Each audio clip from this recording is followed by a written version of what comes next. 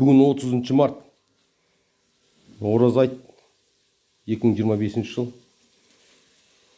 Алматы түскі жұмысшыларға обед жасап жатыр.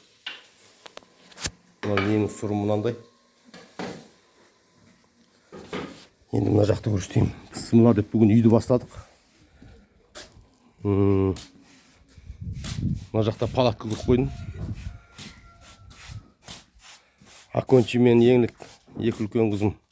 Мыналардың бәрін бұрыш-бұрышқа тығып, инструменттер. Осының бәрін жинастырып, бірінші мынаяқтан бастадық. Мынау бәрі мынандай ДВП фанермен қағылған болатын. Ардашкин бұзып жатыр міне.